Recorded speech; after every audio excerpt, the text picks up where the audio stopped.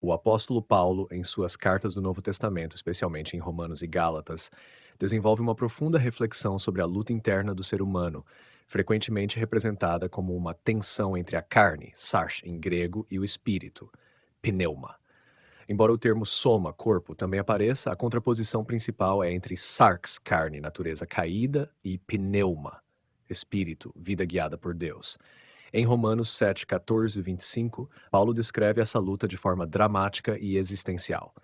Ele fala do homem que quer fazer o bem, mas se vê fazendo o mal que não deseja. Porque não faço o bem que quero, mas o mal que não quero, esse faço. Aqui, Paulo apresenta o dilema do ser humano dividido. De um lado, há a lei de Deus, que ele, no íntimo, aprova. De outro, há a lei do pecado, que opera nos membros do seu corpo e o escraviza. O corpo, como sede das paixões, é vulnerável a sarx, que representa a condição humana separada de Deus. No capítulo seguinte, Romanos 8, ele oferece uma solução. Agora, pois, já nenhuma condenação há para os que estão em Cristo Jesus, porque a lei do Espírito da vida em Cristo Jesus te livrou da lei do pecado e da morte. Assim, a tensão se resolve na vida no Espírito, onde o pneuma vence a sarx. Para Paulo, viver segundo a carne é caminhar para a morte. Viver segundo o Espírito é viver para Deus. Em Gálatas 5, 16 e 25, ele retoma esse contraste ao listar as obras da carne, como invejas, iras, orgias, em oposição ao fruto do Espírito, amor, alegria, paz, etc. Ele conclui dizendo: os que são de Cristo Jesus crucificaram a carne com as suas paixões e desejos. Portanto, para Paulo, essa luta é constitutiva da existência cristã, mas é vencida pela submissão ao Espírito, o qual renova o ser humano e o capacita a viver de acordo com a vontade de Deus. É uma antropologia marcada pelo conflito, mas também pela esperança da regeneração. Claro, vamos aprofundar essa visão à luz do contexto judaico-helenístico em que Paulo escreve suas cartas. Paulo era um judeu fariseu, profundamente formado nas escrituras hebraicas, mas também um cidadão romano nascido em Tarso, uma cidade influenciada pela cultura grega.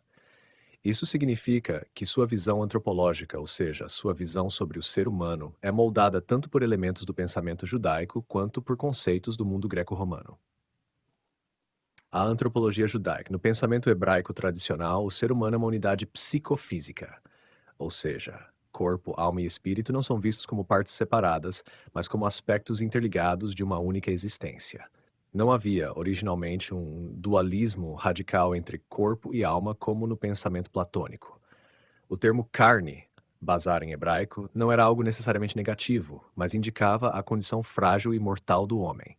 Contudo, no judaísmo do Segundo Templo, especialmente no contexto dos essênios e da literatura de Qumran, já se começa a notar uma ênfase maior no conflito entre dois princípios dentro do ser humano, o espírito da verdade versus o espírito da perversidade, por exemplo. Essa ideia prepara o terreno para a teologia paulina da luta interna entre carne e espírito. 2. A influência helenística. O pensamento grego, sobretudo a partir de Platão, vê o ser humano como dividido entre alma e corpo.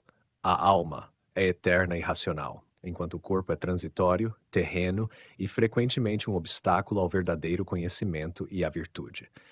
Essa concepção dualista teve grande impacto na cultura do Mediterrâneo Oriental, na época de Paulo. Embora Paulo não adote o dualismo platônico em sua totalidade, ele dialoga com esse universo conceitual. Ao falar da carne, ele não está falando apenas do corpo físico, mas de uma dimensão existencial. A carne, como símbolo da humanidade caída, inclinada ao pecado. Já o espírito representa a nova condição do ser humano redimido em Cristo, que participa da vida divina. 3. O corpo soma em Paulo. Importante destacar que Paulo não despreza o corpo. Em 1 Coríntios 6,19, ele afirma que o corpo é templo do Espírito Santo. E em Romanos 12, verso 1, exorta os cristãos a oferecerem seus corpos como sacrifício vivo, santo e agradável a Deus. Isso mostra que, embora a carne seja vista negativamente, o corpo, como criação de Deus, é bom e pode ser instrumento de justiça, se estiver submetido ao Espírito. 4. A tensão escatológica. Paulo vê a história em termos de duas eras. A era presente, marcada pelo pecado e pela carne, e a era futura, marcada pelo Espírito e pela ressurreição. O cristão vive entre essas duas eras, já foi redimido por Cristo, mas ainda vive num mundo caído. Essa é a razão da tensão interna, o já e o ainda não da salvação. 5. O Espírito como nova lei. Paulo contrapõe a lei do pecado à lei do Espírito. Em vez de uma obediência exterior à Torá, o cristão, guiado pelo Espírito, vive segundo uma nova ética interiorizada, fruto da regeneração. Isso se aproxima do ideal dos profetas hebraicos, como Jeremias e Ezequiel, que previam um tempo em que Deus escreveria sua lei nos corações. Conclusão. A luta entre carne e espírito em Paulo é, ao mesmo tempo, uma experiência existencial, uma herança do pensamento judaico-apocalíptico e uma resposta crítica ao dualismo helenístico. Paulo constrói uma antropologia cristã em que o ser humano, dividido e incapaz de salvar por si mesmo, é redimido pela ação transformadora do espírito. Essa luta não é apenas psicológica, mas escatológica, parte do drama da redenção da humanidade. Claro, vou continuar desenvolvendo o tema com algumas sugestões de leitura e aprofundamentos teóricos que ajudam a entender melhor como estudiosos modernos interpretam esse dilema entre carne e espírito em Paulo dentro de seu contexto histórico-cultural. Leituras fundamentais para compreender Paulo. 1. E. P. Sanders, Paul and Palestinian Judaism. Esse livro é um marco nos estudos paulinos. Sanders argumenta que o judaísmo do Segundo Templo não era uma religião legalista como se pensava antes, mas uma religião de aliança. Ele propõe que Paulo não criticava o judaísmo por ser legalista, mas porque acreditava que a salvação só era possível através da fé em Cristo. Assim, a luta entre carne e espírito é lida dentro de uma nova ordem inaugurada por Cristo, e não como simples oposição à lei mosaica. James D. Dunn, The Theology of Paul the Apostle, NN. Dunn aprofunda a ideia da nova perspectiva sobre Paulo e explora como Paulo entende o Espírito como o dom escatológico por excelência, sinal do novo tempo iniciado com a ressurreição de Cristo. Dunn também enfatiza o papel do corpo, soma, como algo redimível, em contraste com o uso negativo de sars. N. Wright, Paul and the Faithfulness of God. Obra monumental de Wright que interpreta Paulo como um pensador radicalmente judaico, mas também inovador. Para Wright, a tensão entre carne e espírito se dá dentro de uma visão cósmica. A criação está ferida pelo pecado, e o espírito é o agente da nova criação. Assim, a luta interna do indivíduo é um reflexo da batalha cósmica entre as forças do pecado e a justiça de Deus, agora revelada em Cristo. 4. Paul and the Gift. Barclay analisa a teologia da graça em Paulo, mostrando como o dom do Espírito é imerecido, transformador e livre. Ele enfatiza que a carne é uma condição de resistência à graça e que o Espírito não apenas liberta, mas refaz o ser humano, conferindo-lhe uma nova identidade. A influência dos dualismos helenísticos, mas com nuances próprias. Embora Paulo se utilize da linguagem de luta entre princípios internos, carne e espírito, ele não adota a ideia platônica de que o corpo é uma prisão da alma. Em vez disso, ele aponta para a redenção do corpo, a soma pneumatikon, o corpo espiritual da ressurreição, em 1 Coríntios 15. Isso mostra que o corpo participa da salvação, ele será transformado, não descartado. A originalidade da visão paulina. Paulo cria, assim, uma síntese singular. Da tradição judaica, ele herda a ideia da totalidade do ser humano e da ação histórica de Deus. Do mundo helenístico, ele toma emprestadas certas categorias de conflito interior e de dualidade, mas sem cair em um desprezo pelo mundo físico. No centro de sua teologia está a cruz e a ressurreição de Cristo, que reconfiguram a existência humana e o cosmos. A luta entre carne e espírito, portanto, não é apenas uma descrição psicológica da culpa ou do desejo. É um drama teológico e escatológico que se desenrola na vida de cada pessoa e na história do mundo, e cuja resolução é dada pela presença do Espírito Santo. Perfeito. Vamos agora acompanhar como a visão paulina da luta entre carne e espírito influenciou profundamente a antropologia cristã nos séculos seguintes, especialmente em dois grandes pensadores, Agostinho de Hipona e Martinho Lutero. Ambos reinterpretaram Paulo à luz de suas próprias experiências e contextos, moldando a teologia cristã ocidental. Santo Agostinho, século IV, 1:5. Paulo como chave para entender o coração humano. Agostinho leu Paulo intensamente, especialmente as cartas aos Romanos e aos Gálatas. e nelas encontrou uma explicação para sua própria experiência interior de desejo e conflito.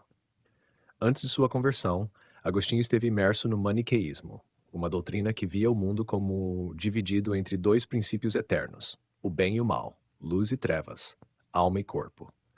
Ao romper com o maniqueísmo e abraçar o cristianismo, ele rejeitou essa visão dualista radical, mas manteve o reconhecimento da profunda divisão interior do ser humano.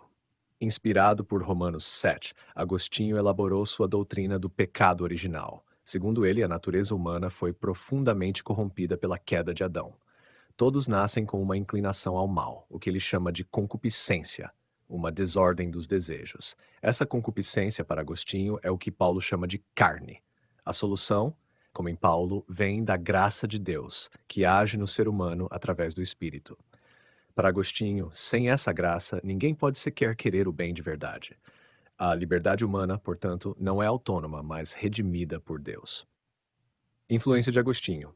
Agostinho estabelece as bases da teologia ocidental sobre a natureza humana, o pecado e a graça. A tensão paulina entre carne e espírito em Agostinho torna-se a tensão entre a natureza caída e a graça redentora. Martinho Lutero, século XVI, a redescoberta da justificação pela fé. Lutero, séculos depois, também encontrou em Paulo, sobretudo em Romanos, a resposta para sua angústia espiritual. A ideia de que a justiça de Deus não é uma exigência inatingível, mas um dom recebido pela fé, Romanos 1,17, transformou sua compreensão do ser humano e da salvação.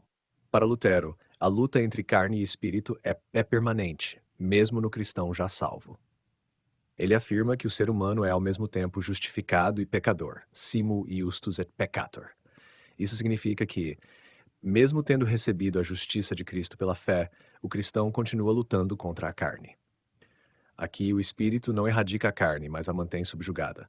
A justificação é uma realidade externa, forense, enquanto a santificação, transformação interior, é um processo contínuo, mas nunca completo nesta vida.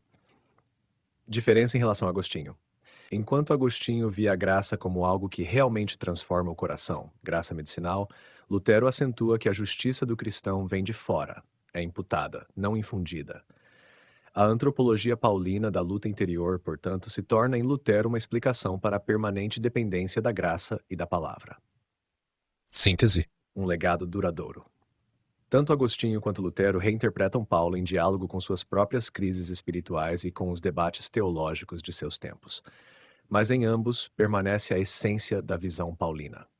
O ser humano é dividido. A carne representa uma força poderosa de resistência à vontade de Deus. O espírito é o dom de Deus que liberta e transforma. A salvação não é obra humana, mas graça divina. Essa leitura influenciou toda a teologia cristã ocidental, e o conflito interno do homem descrito por Paulo continua sendo uma chave para pensar o drama da existência humana, da liberdade e da salvação. Claro, a releitura da tensão entre carne e espírito feita por Paulo e posteriormente por Agostinho e Lutero continuou a exercer grande influência em pensadores modernos, especialmente na filosofia existencialista e na fenomenologia do século XIX e XX. Embora esses filósofos frequentemente abandonem o vocabulário estritamente teológico, muitos continuam lidando com a divisão interna do eu, o conflito do desejo e a busca por uma síntese ou redenção. Vamos destacar dois grandes nomes: Søren Kierkegaard. Søren Kierkegaard, 1800 Angústia, o desespero e a síntese do eu. Kierkegaard, embora luterano, desenvolveu uma antropologia fortemente influenciada por Paulo e Agostinho, mas reinterpretada dentro da chave existencialista.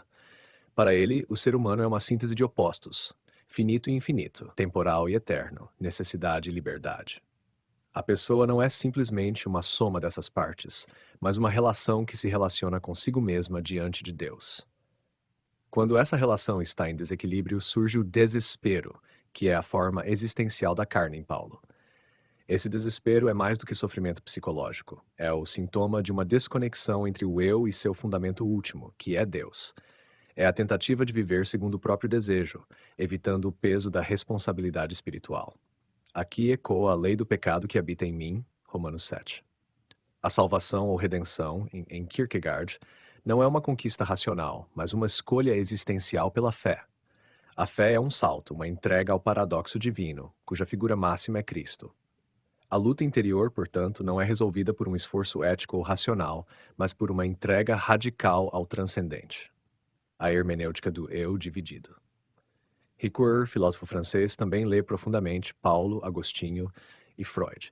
Sua proposta filosófica se concentra no que ele chama de símbolos que nos fazem pensar, entre eles o símbolo do pecado, da queda e da luta interior. Em seu livro Finitude e Culpabilidade, e especialmente em O Simbolismo do Mal, Ricoeur retoma a ideia paulina da tensão interna, mas a expressa como uma experiência de falibilidade. O ser humano está sempre aquém de si mesmo. Ele quer ser sujeito de sua própria vida, mas se descobre como objeto de forças internas que o ultrapassam. Desejo, culpa, ambivalência.